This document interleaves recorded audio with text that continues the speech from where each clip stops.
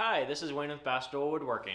Today we're going to make a Lazy Susan. It's no longer cold in my wood shop because I got a propane heater.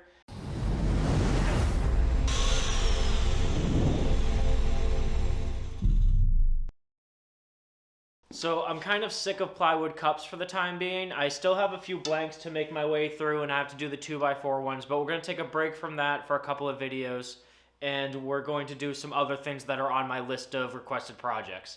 So today we're going to make a couple of Lazy Susans for presenting both the things that I make, and my friend also does video production and would like a Lazy Susan so that he can shoot 360 stuff on some of the items that he has.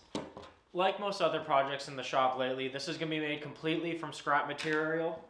This was a shelf in my house up until about a week ago. Didn't really have a place to put the shelf anymore, so now I'm using it to make Lazy Susans. This should give me enough wood that I can do an 8 or 9 inch diameter Lazy Susan and give me enough for the base.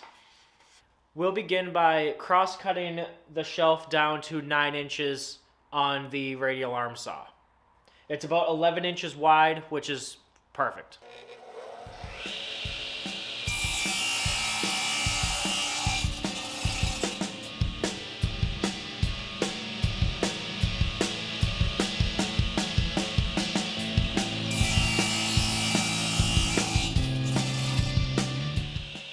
This is a great example of why I like using the radial arm saw for cross-cutting. There's no way I would have been able to cross-cut an 11-inch board on my compound miter saw.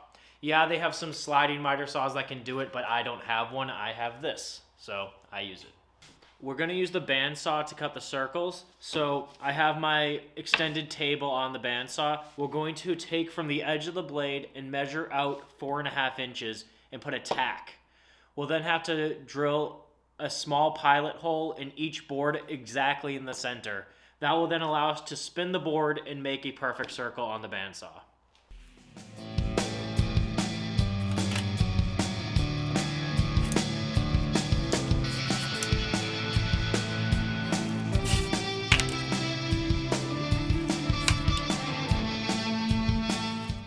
I'm going to use one of these little maze nails. It's a little bit bigger than I need to use, but I can just fill the hole that I create with some putty. When the bit stops going anywhere, I know I just hit the metal table. Not the best way to do it, but...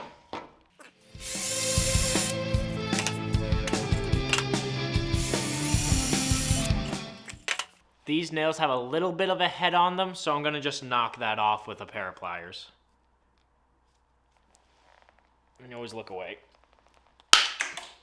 Took me a minute to find it, but there it is. So now it's just essentially a finished nail without any kind of head on it. And then that nail just goes right in there. So that gives me my pivot point. Okay, I've got the board all staged. As soon as the blade starts moving, I'll drop it down and it will then start the circle cut.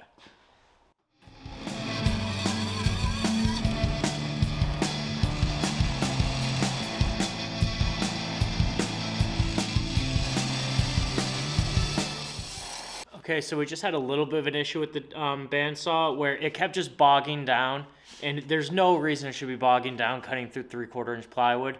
So I took a look and I took a link out of the link belt that I have going from the bottom wheel to the step pulley and see if that adds any more power to it. I think it was just spinning on the pulley.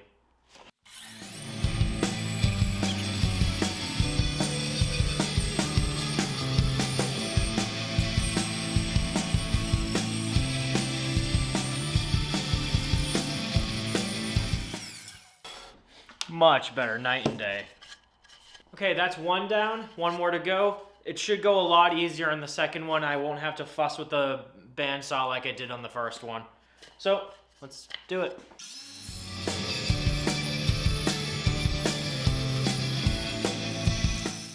Okay, we have our 2 discs. Now we just need to hit both the top and bottom edges with the round over bit on the router table, and then I will cut a small block to go underneath it, and we'll hit the next step. This is a Harbor Freight router table that I built into my outfeed table. It's a decent router. It's very, very loud, and it tries to shake itself apart. But the thing that I dislike most about it is that the collet is not tall enough to stick all the way up through the table. So if you have a bit that you wanted to use the full bit, you have to put a collet extender on, which is what I've done. It does make changing the bits a little bit easier because you can actually get the whole thing a dangerous amount above the table, but it also makes it incredibly difficult if you're trying to use like a flush trim bit or something like that, where you can't get most of the bit out of the table if you don't use the extender. So I wouldn't recommend going out and buying this router table. If you're given it as a gift, there are ways to make it useful, but I wouldn't purchase it for myself again.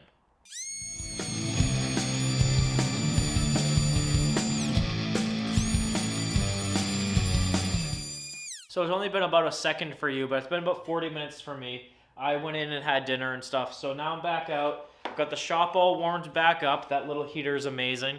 And now I am ready to do some sanding on these, and then we can cut the base. I have everything set up on the radial arm saw to do the cutting. It's going to be a little over 4.5 inches square for the base, which is kind of perfect. It's a little bit larger than half on this. And then I have these ball bearing turntable slides that I will mount to the bottom. That's what actually will make the turntable. These are just very cheap ones that I got on Amazon. So I'm going to cut the base first. That way I can sand everything at the same time. This is just a piece of scrap cherry that I have from an old end table that was broken.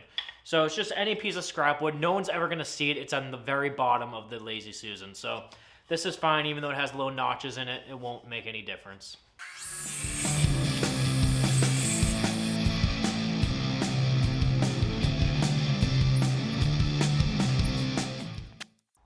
Okay, so there are my marks. I hit them with a Sharpie marker just so I can see them better.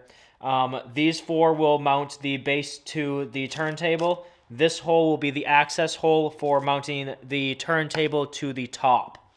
So this will be about a 1/2 inch hole.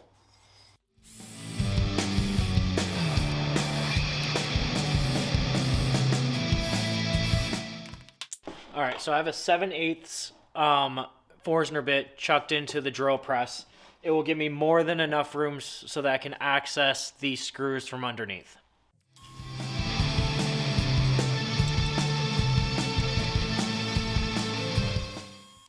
And there we go. That will give me access from below. All right, so here are my 2 pieces. Here's the top and here's the base. I just need to attach the hardware to the base into the top. But first I'm going to hit with a coat of paint. My friend wants his to be black. So this is the time to do it. I only have the only black paint I have is this high heat Rust-Oleum that is meant for painting barbecues, and I used it to paint my forge. It should still work, and it will actually probably be a nice matte black, which might be perfect for him.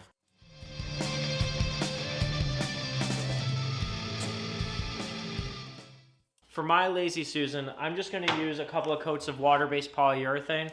I like how this turned out. I mean, I originally stained this birch plywood with, I believe it was honey. So I'm fine with it. I like the faded look on it, and I'm never going to see the base, so I don't really care. So I'm just going to hit it with some water-based polyurethane and call it good.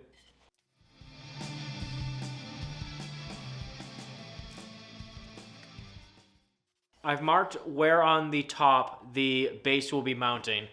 I kept the cross marks from cutting the circle out on the bandsaw there so that I knew where center was. Now we're ready to mount the hardware to the base using some number 6 screws. I'm just using number 6 1/2 inch screws.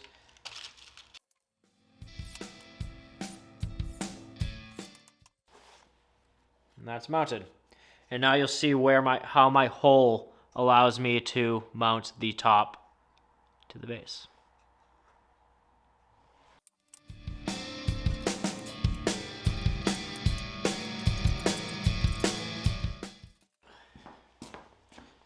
It might be easier to start the screws with my hand screwdriver.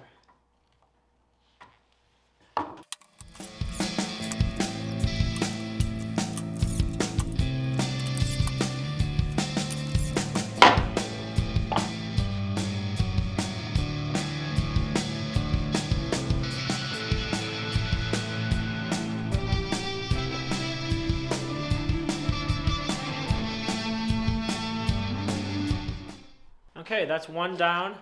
I'm super happy with it. It's nice and simple. When it's on a table, it's clean looking. So now we just have to wait for the black one to dry, and then I can do the same process.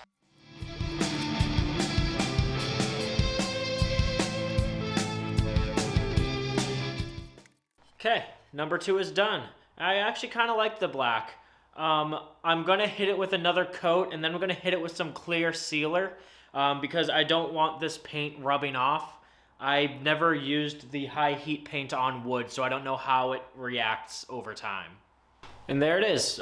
2 very simple Lazy Susans using a circle cutting jig on the bandsaw and just a block of wood.